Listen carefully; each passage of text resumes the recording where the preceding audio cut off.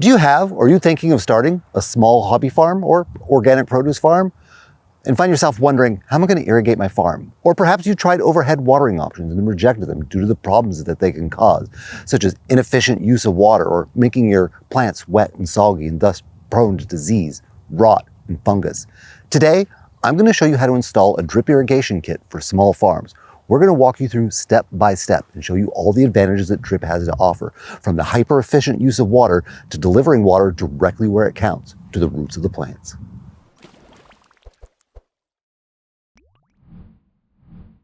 Today, we're going to install a slightly customized version of our premium drip irrigation kit for small farms. For us, this is going to be a 2-zone, 22-row drip irrigation system. To determine the parts we needed, all we had to do is take a few measurements. To determine our mainline length, we measured from the water source to the furthest bed. We did that for each zone. Then we measured the length of our beds and then multiplied that by 2 to determine the amount of drip tape we need, since we're going to have 2 rows per bed. If we have any 90 degrees turns, we're going to include elbows, which we're going to have a couple of those today in our mainline. So we also included 2 elbows. Any place the mainline ends is going to get an end cap. Each row of tape is going to need its own takeoff adapter. And of course, we're going to need 2 head assemblies, 1 for each zone. And that's what landed us on our premium drip irrigation kit for small farms. Then we made a couple small modifications to make it perfect for ours. If you'd like to learn more details about designing your own drip irrigation system, check out our video there in the top right. It's a step-by-step guide to easily design your own drip system. The first thing I like to do is organize everything into like piles. Thus, I put my couplings with my couplings, my takeoff adapters with my takeoff adapters, my end plugs with my end plugs. This makes finding them when I need them much easier. And believe it or not, everything we need is right here on the table. We've got our mainline tubing, which is the part that's going to carry water to our drip tape. And just below that mainline is our drip tape. And this is the part that delivers the actual water to our plants. Next to that, we've got our punch. Now the punch is used to punch a hole in our mainline tubing so we can use a fitting to connect our drip tape. Up here, we've got some stakes. Now, the stakes are used while you're installing your mainline tubing.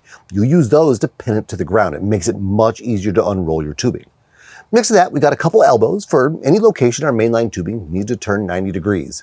Just next to those, you'll see a couple end caps. Now, these will go anywhere our mainline tubing ends, so that the line can be pressurized. And then next to those, I've got a pair of couplings.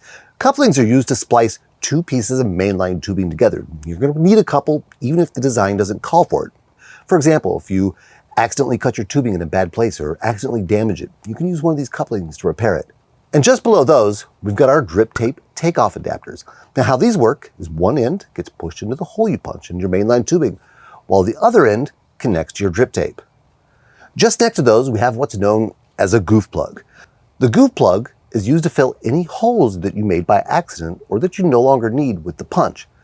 And just below that, we've got our drip tape end caps. Just like the mainline tubing end caps, these are used to close off the ends so that the line can be pressurized. And finally, we've got our head assembly parts. This consists of our 2-zone timer, so we can make this a 2-zone system. Now, the timer is optional. You could use just a hose splitter if you wanted a manual 2-zone system.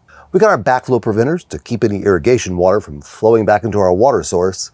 We got a couple filters. These are fine mesh filters that will filter out any debris that might otherwise get into our system and cause problems. Our pressure regulators, so that we can maintain downstream pressure. This protects our components, particularly our thin-wall drip tape, from any potential damage from high pressure. And then finally, our hose-by tubing adapter. This is the part that connects our mainline tubing to the head assembly and thus the water source. A pair of scissors or cutters also come in handy so that you can cut off lengths of your mainline tubing and your drip tape lines. One tip while you're organizing your parts is to place your mainline tubing directly in the sun. As tubing gets warm, it relaxes and gets much easier to work with. So what you do is place it in direct sunlight, cut the straps, and then continue organizing your parts and installing the head assembly. By the time you're ready to run your mainline tubing, it'll be softer and much easier to work with. Now that our parts are organized and the bands on our mainline tubing are cut, it's time to install our head assembly. The head assembly is the part of the system that connects all the rest of it to the water source. The first part that goes on is the timer. The timer is the only part in the head assembly that's rated for constant pressure, so it always has to come first. The other parts, the backflow preventer, the filter, the pressure regulator, they have to be relieved of pressure when the system is not in use because they are not rated for constant pressure.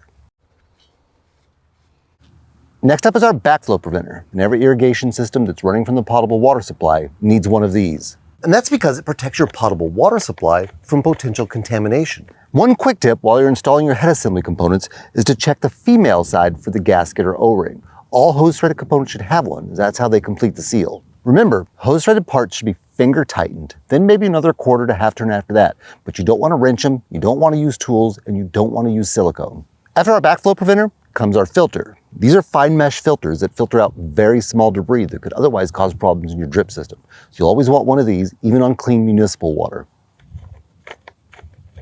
Then our pressure regulator. The pressure regulator keeps pressure within the system nice and even. And for a drip tape system, lowers it to 15 psi, so low pressure solution. So it also protects your parts from high pressure.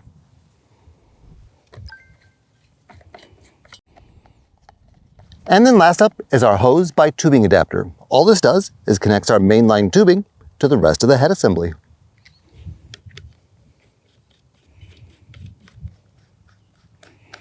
And now we're ready to connect our mainline tubing to our head assembly, run our mainline tubing down our rows. We brought a 2-outlet timer and 2 head assemblies because this is big enough to be a 2-zone system. Now, what this really means is that if we tried to do it all as one zone, the flow rate would overtax our water source. For example, if the flow rate of all of our drip tape adds up to 600 gallons per hour, but our hose bib only flows at 400 gallons per hour, there wouldn't be enough water to feed all of our drip tape. So how we solve that is by splitting it up into multiple zones. We can turn a 600 gallon per hour irrigation system into 2 300 gallon per hour irrigation systems that a water source with 400 gallons per hour has no problems keeping up with. If you're not sure what the flow rate of your water source is, it's easy to find out. The video there in the top right will show you how to calculate it. Now, you might be wondering why we have 2 of each of the head assembly pieces. Couldn't we just put the backflow preventer, the filter, and the pressure regulator before the timer and only need one of each? The answer is unfortunately not. Now, the reason is because these parts are not rated for constant pressure. This means that they have to come downstream of any shutoff valves, in this case, our timer, so that they're relieved of pressure when the system is not in use. If you'd like to learn about zoning your system and when you should and why, check out the video there at the top right. It's a step-by-step guide to zoning your system and why you might want to. To connect your mainline tubing to your head assembly, first make sure the locking nut is retracted all the way. Then push the tubing on over the barb and then turn the locking nut to secure the tubing on over the barb, like this. If you have any difficulty getting the tubing on over the barb, dip the end of it into a cup or pan of very hot water. Be careful not to burn yourself. Leave it there for a few moments and the tubing will soften up considerably, which makes it much easier to push on over the barb.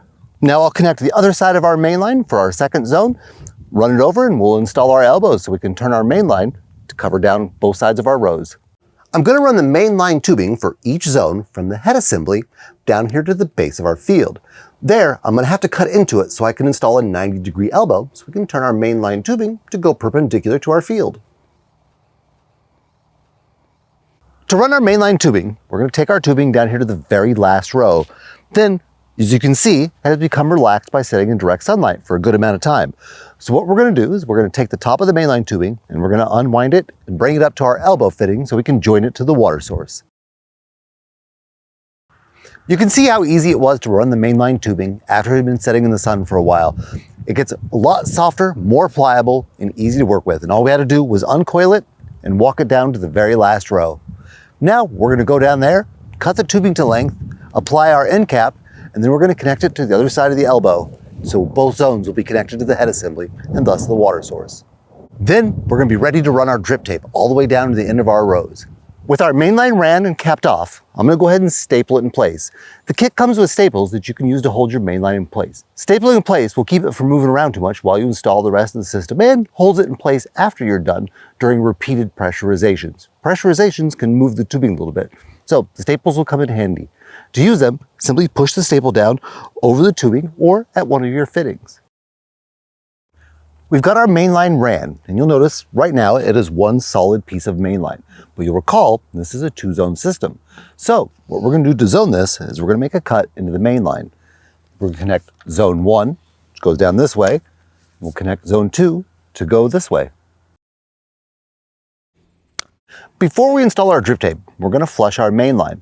This is to make sure any debris that got in during installation, and some almost always does, gets flushed out before we connect our drip tape. We don't want any debris that got in to potentially clog our emitter line.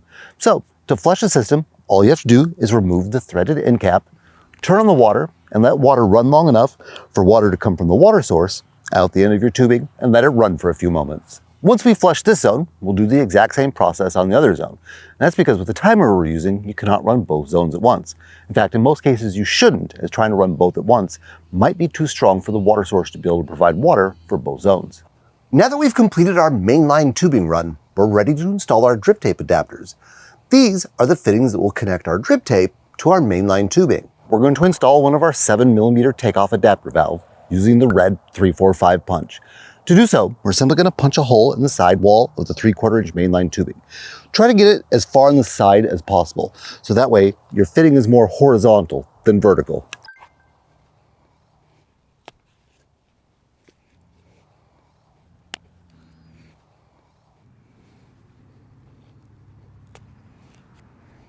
So, we made a punch in a spot in the main line that we don't want to use. That can happen when you're installing a big system. To take care of that problem, the kit comes with what are called goof plugs. And as their name implies, when you make a goof, these will help you plug it up. All you do is push this end of the goof plug into the hole, and it will snap in, and you'll have a spot that's as good as new.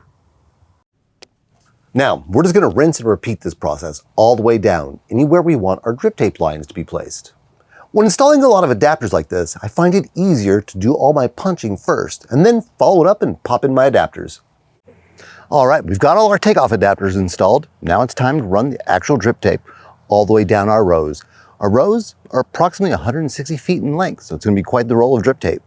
Since the rows are particularly long, we're going to use some equipment to help us unroll it. It's simply going to be an A-frame with a rod, and we're going to put the rod through the core of the drip tape so that we can just pull the drip tape and unroll it down the row. For the larger farm kits, while it is possible to run the tape down the rows by yourself, we do recommend getting assistance here if you know anyone who can give you a hand. The large rolls come at about 4,100 feet, and that's a lot of tape to run by yourself. There's lots of ways you can do it. We've seen people roll the roll of drip tape itself. We've seen people where one person holds it and the other person unrolls the drip tape and takes it down to the end of the row. The possibilities are pretty much endless, but we do find it's easier to use a little bit of equipment when the rows get this long and the roll gets this large. It doesn't have to be an expensive piece of equipment. Even a couple pieces of stacked cinder block with rebar can serve well enough to unroll your drip tape. Okay, now that we got some of our tape run, let's connect it to our takeoff adapter. This works a lot like the fittings we were doing for our mainline tubing. All right, I'll show you how. Simply slide the tape on over the barb and turn the locking nut to secure it in place. With the adapter installed, all you have to do to connect your tape is retract the locking nut on the takeoff adapter, push the tape on over the barb, and then turn the locking nut to secure the tape on over that barb. When installing your drip tape, make sure that the emitters in the drip tape are facing up. You can tell where the emitters are at because you can physically see them in the hole, or you can tell by the two white stripes. That end should always face up. And when you're cutting into your tape for any reason, whether it's at the start or the end of your tape run, be careful not to cut into that emitter. You'll be able to see it with its physical presence and the hole where it drips out of. With all of our tape lines ran, it's time to put on our end caps. The end caps go on just like the other fittings we've been working with today. Make sure the locking nut is fully retracted, slide the tape on over the barb, turn the locking nut to secure it in place. These end caps, just like the end caps we used on our mainline tubing, are also threaded so that you can easily flush your system. It's a good idea to flush your tape system regularly to get any debris that might get inside flushed out the end. The turbulent action inside the tape will dislodge debris and see it flushed right out the back. With our tape lines capped, I'm going to go ahead and stake them in place. Now when I do this, it's best to make sure that the stake just goes over the fitting, not over the tape. When the tape pressurizes and fills, you don't want to push against the stake and potentially rupture. That's why we put it over the fitting. The reason we use the stake is to hold our tape in place. Through repeated watering cycles and thermal expansion and contraction cycles, it can get displaced and move out of place. Stakes will help hold it in place for longer. Eventually, it will still get displaced. You'll want to monitor your lines, make adjustments, and keep them in place. But the stakes will help prevent major displacement. While you're putting on your threaded end caps, it's a good idea to check the threading at the end of each one as you apply it.